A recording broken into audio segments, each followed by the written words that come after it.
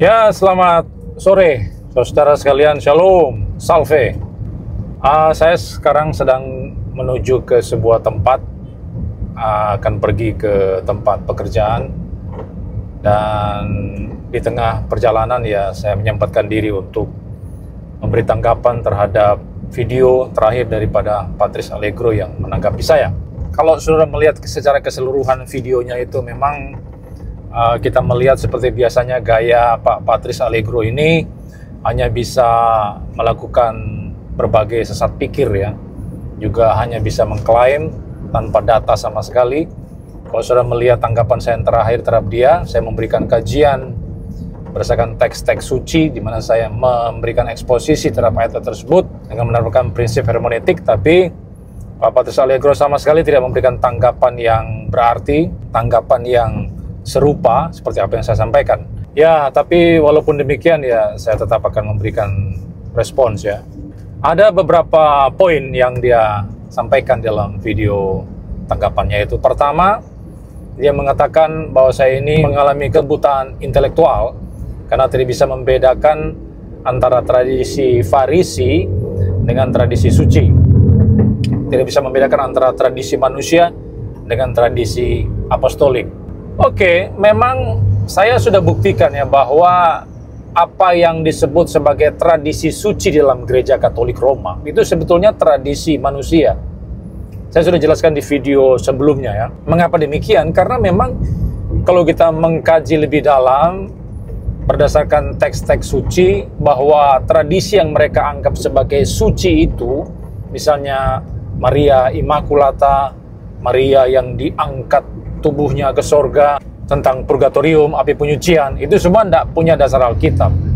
Saudara bolak-balik mulai dari Kejadian sampai Wahyu, itu saudara tidak akan temukan dasar Alkitabnya sama sekali. Itu sebab saya mengatakan itu adalah tradisi manusia. Dan ternyata itu semakin diperjelas oleh Tuhan Yesus sendiri di dalam beberapa ayat yang sudah saya kemukakan sebelumnya, dengan membuktikan bahwa kelakuan Patrice Allegro ini sama persis dengan orang Farisi. Mereka lebih mementingkan, mengutamakan, lebih suka melakukan tradisi daripada perintah Tuhan. Nah, itu sudah saya buktikan. Ini bukan sekedar klaim ya, klaim kosong, karena saya sudah buktikan dalam video saya yang terakhir kemarin itu. Dan kalau sudah lihat di sepanjang videonya itu tidak ada kajian tandingan daripada Patrice Allegro terhadap semua eksegese teks yang sudah saya lakukan. Jadi kalau dia bilang Albert Rumapok itu mengalami kebutaan intelektual, sebetulnya yang buta intelektual itu siapa? Nah, silakan saudara menilai sendiri ya. Yang kedua, Allegro mengatakan Albert itu mengulangi retorika heresi abad yang ke-16. Nah, itu memang retorika yang sering dilontarkan oleh Allegro, di mana dia selalu lari kepada Martin Luther dan abad yang ke-16 untuk bersembunyi di balik semua kesalahannya.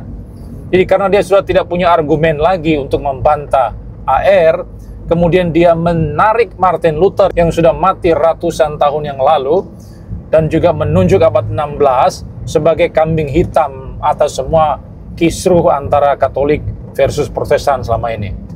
Jadi dia suka mengkambing hitamkan orang yang sudah mati. Ya mungkin ini memang kebiasaannya orang GKR ya, Gereja Katolik Roma, karena mereka suka berkomunikasi atau berdoa kepada orang yang sudah mati. Mungkin Allegro ingin agar Luther terlibat dalam diskusi polemik ini, sehingga dia kemudian menarik Luther yang sudah mati ratusan tahun yang lalu itu untuk masuk dalam diskusi ini. Ini kan kacau balau namanya ya. Lalu yang ketiga, Allegro mengutip Matius pasal 15 dan katakan semua tradisi adalah jahat. Ini bukan eksposisi tapi manipulasi teks. Nah, saya tidak pernah mengatakan semua tradisi jahat. Dalam video saya tidak mengatakan demikian.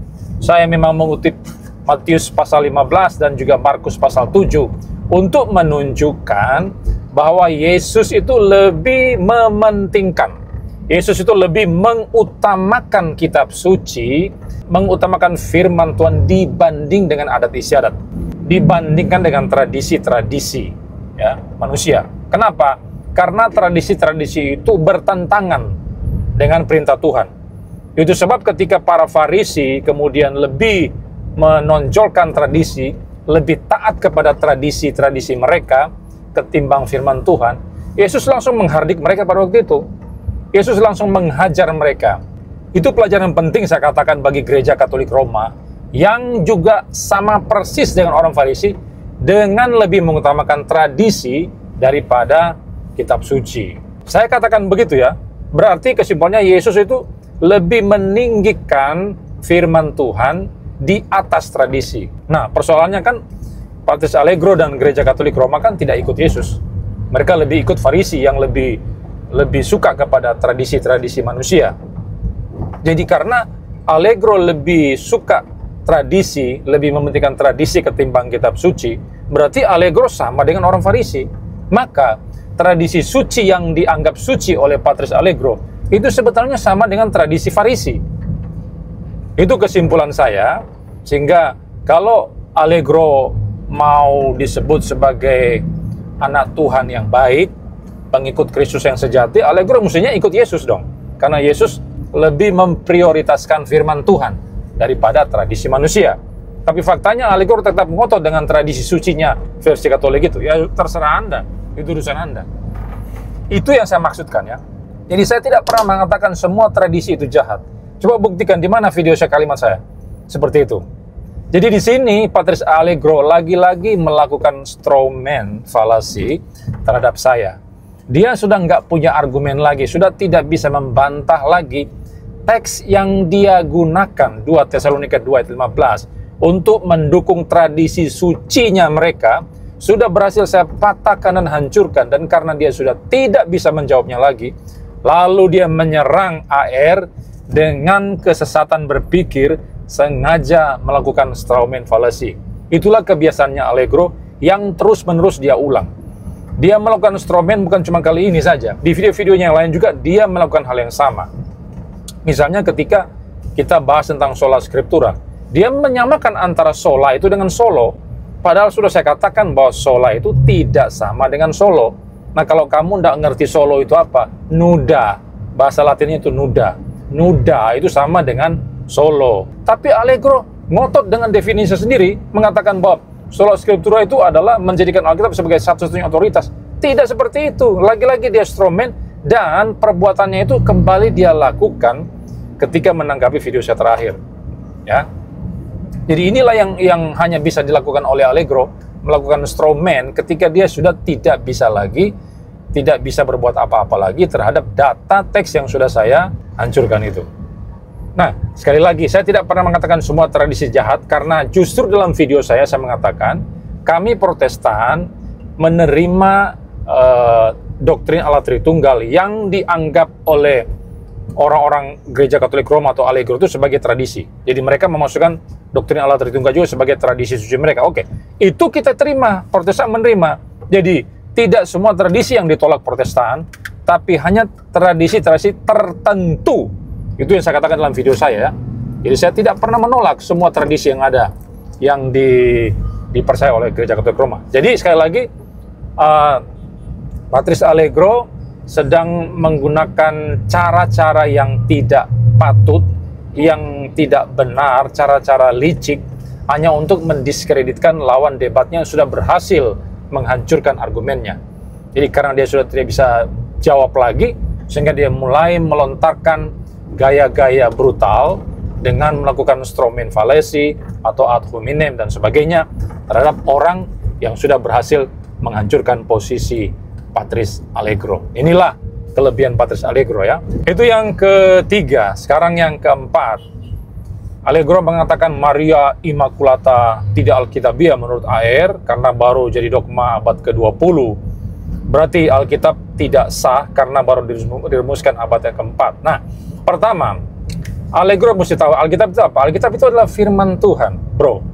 Firman Tuhan itu bukan baru ada di abad yang keempat, tapi itu sudah ada di abad pertama untuk perjanjian baru ya. Itu sudah ada di abad-abad awal, abad pertama. Jadi jangan berpikir bahwa Alkitab itu baru muncul di abad yang keempat, ya, baru disahkan abad keempat. Tidak, itu sudah ada di abad pertama dan sudah digunakan oleh jemaat mula-mula. Jadi jangan salah berpikir ya, Patris Allegro ya. Kemudian yang kedua, Saya pikir Allegro ini tidak mengerti kanonisasi. Dia tidak paham itu apa arti kanonisasi ya. Entah dia di seminarinya mempelajari itu atau tidak, saya tidak ngerti juga ya. Kanonisasi, proses pengkanonan Alkitab, itu bukan berarti para bapak gereja pada waktu itu mengumpulkan tulisan-tulisan, lalu mereka kemudian menjadikan itu sebagai firman Tuhan. Ya kan?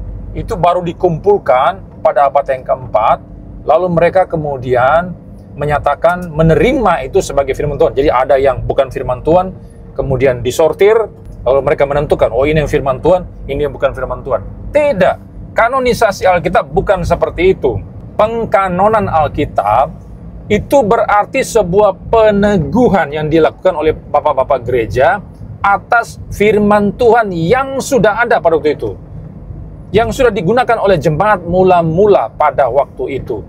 Jadi kanonisasi merupakan peneguhan atau penegasan terhadap kitab suci yang sudah ada pada waktu itu. Begitu.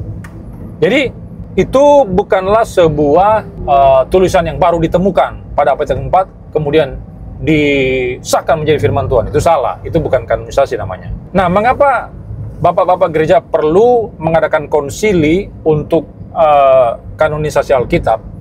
Karena pada waktu itu sudah muncul tulisan-tulisan yang sesat, yang ekstra kanonikal, yang tidak bersesuaian dengan firman Tuhan, yang sudah beredar pada waktu itu. Sehingga dibutuhkan sebuah keputusan bersama untuk meneguhkan firman Tuhan yang sejati, yang harus dibedakan dengan tulisan-tulisan sesat yang muncul pada waktu itu. Jadi Patrice Allegro mesti belajar lagi ya, mata kuliah tentang kanonisasi ya. Lalu yang kelima, Allegro mengatakan, kalau sola scriptura benar, kenapa Protestan pecah jadi ribuan denominasi? Apakah Roh Kudus berubah-ubah? Ini namanya out of topic, out of context. Saya nggak bicara tentang ribuan denominasi Protestan, tidak bicara sola scriptura. Sola scriptura itu sudah lewat, sudah saya bicarakan beberapa kali dalam video-video yang lalu. Tapi kali ini saya sedang bicara tentang tradisi. Mengapa Patrice Allegro lari kepada sola scriptura? Lagi-lagi di sini kekacauan Allegro ya. Tidak bisa fokus kepada satu topik, dia melebar kemana-mana sehingga ini menjadi pembahasan yang membosankan ya. Memang kalau kita mau berdiskusi dengan Allegro ini, itu sangat membosankan karena dia suka lari kemana-mana, tidak fokus kepada satu titik yang menjadi tujuan pembahasan kita ya. Itu dan saya tidak akan tanggapi itu. Lihat lagi video-video saya yang lalu ya, Patrice Allegro ya, supaya Anda bisa memahami dengan baik. Yang keenam, Allegro berkata, kalau menanggapi gereja Katolik datang dengan argumen, bukan asumsi basi. Nah, emangnya video saya yang terakhir saya cuma bikin asumsi basi saja? Saya bikin argumen, bro. Saya menggunakan 2 Tesalonika 2 ayat 15 yang dijadikan Patrice Allegro sebagai dasar untuk mensahkan tradisi suci mereka. Lalu saya tanggapi itu juga melihat konteksnya seperti apa, juga membandingkan dengan teks-teks lain, lalu kemudian setelah dikaji sedemikian rupa, kemudian saya menyimpulkan sebuah konklusi. Itu kajian akademik namanya, kajian ilmiah. Itu argumen namanya, bro. Bukan asumsi basi. Saya tidak sedang berasumsi. Saya menggunakan teks suci untuk menghancurkan penafsiran Patrice Allegro terhadap 2 Tesalonika 2 ayat yang ke-15. Tapi yang terjadi apa? Mana tanggapannya Allegro? Tidak ada sama sekali kok. Justru dia melakukan asumsi basi di mana-mana, melakukan sesat pikir terhadap saya. Itu tuh namanya terbalik. Bukan saya yang melakukan atau memberikan asumsi basi, tapi justru Patrice Allegro. Dia tidak menanggapi sama sekali. Yang ketujuh, Allegro berkata GKR percaya tradisi karena tanpa tradisi AR tidak tahu sola scriptura. GKR tahu apa dengan tradisi? Patrice Allegro tahu apa dengan tradisi? Sudah baca belum Matius pasal 15 tadi yang saya katakan ya, dan Markus pasal 7. Di situ Yesus sendiri mengutuk para Farisi. Karena apa? Dia mengabaikan perintah Tuhan dan lebih memilih bersama tradisi. Allegro bilang, itu tradisi manusia. Of course, itu adalah tradisi manusia. Karena tidak bersesuaian dengan Alkitab. Dan itu juga yang diajarkan oleh Patrice Allegro dan GKR. Contohnya apa? Saya ulang-ulang ya. Contohnya purgatorium. Itu adalah tradisi manusia mengapa Patris Allegro sampai detik ini masih percaya kepada tradisi manusia itu. Jadi sekali lagi, Allegro ini sama saja dengan para Farisi yang lebih mementingkan adat istiadat manusia, tradisi ciptaan manusia, ketimbang tradisi suci yang ada di Alkitab. Itulah Patris Allegro. Nomor 8, ini yang terakhir ya. Patris Allegro katanya mendoakan AR, dan dia mendoakan dengan Rosario. Rosario. Nah, ini topik yang menarik kalau kita bicara tentang Rosario. Saya tidak akan bahas di sini, nanti di video saya selanjutnya kita akan bahas tentang berdoa dengan Rosario yang dilakukan oleh Patris Allegro. Apakah manjur doanya itu? Dan untuk kali ini saya akan memberikan tanggapan singkat bahwa ya, saya berterima kasih karena Patris Allegro mau mendoakan saya. Itu sebuah tindakan kemanusiaan yang bagus. Kita sesama manusia saling mendoakan, bagus sekali itu. Tapi persoalannya Pak Patris Allegro mau mendoakan melalui siapa? Ini yang penting. Melalui siapa? Melalui Yesus? Apakah melalui Paus? Ataukah melalui Maria? Ataukah melalui siapa ini? Rosario itu kan doa melalui Maria, doa kepada atau melalui atau bersama Maria, entah apa yang mereka gunakan istilahnya. Padahal semua istilah itu sama aja, doa aja kalau orang Jawa bilang ya. Kalau dia mau berdoa Rosario kepada Allah Termabuk, apakah doanya itu manjur? Tidak mungkin manjur. Allah tidak akan mungkin mendengarkan doa Rosarionya Patris Allegro. Kenapa? Karena dia berdoa kepada atau melalui atau bersama Maria. Maria dijadikan pengantara bagi mereka kepada Allah. Ini doa yang tidak sah namanya, doa yang keliru, doa yang salah. Tuhan tidak akan mungkin mendengarkan. Padahal Alkitab mengatakan Yesus adalah satu-satunya pengantara. Lalu mengapa Patris Allegro mau menggunakan Maria sebagai pengantara doa? Ini kan sebuah kekurang ajaran ya. Ini sebuah tindakan yang kurang ajar yang tidak menghormati satu-satunya pengantara, Yesus Kristus Tuhan. Dan karena itu, walaupun Patris Allegro berdoa sampai 87 tahun atau 1001 abad mendoakan air, doanya tidak akan didengarkan. Karena dia tidak melalui pengantara yang tepat, yaitu melalui Yesus Kristus Tuhan. Bukan hanya tidak akan mendapatkan jawaban doa, tapi kalau Anda menggunakan pengantara lain di luar Tuhan Yesus Kristus, engkau tidak akan sampai kepada Bapa di surga. Tidak akan mungkin sampai kepada Bapa di surga.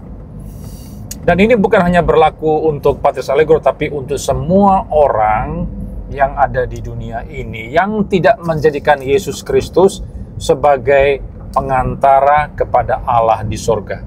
Kalau saudara menolak dia sebagai Tuhan, sebagai juru selamat, maksudnya sebagai pengantara, sebagai penyelamatmu, kau yang manusia berdosa, sehingga engkau bisa diselamatkan, masuk di dalam keabadian yang kekal bersama Allah, saudara yang menolak itu, engkau akan pergi ke dalam penghukuman yang kekal. Jadi silakan terima Yesus Kristus, jadikan dia Tuhan dan juru selamatmu, menjadi pengantara dalam hidupmu yang berdosa itu kepada Allah yang suci, supaya engkau akan menerima kehidupan yang abadi bersama Tuhan. Oke, ini tanggapan saya untuk Patris Allegro, dan saya mendoakan Patris Allegro ya, supaya bertobat dengan meninggalkan semua tradisi manusia yang dia anggap sebagai tradisi suci itu, padahal itu adalah tradisi manusia. Silakan buang semua tradisi manusia itu dan terimalah Alkitab sebagai satu-satunya otoritas yang mutlak, yang paling ultimat, yang tertinggi di dalam hidupmu, supaya engkau boleh diberkati oleh Tuhan. Oke, semoga Tuhan mendengarkan doa saya dan Patris Allegro bisa cepat bertobat. Baik,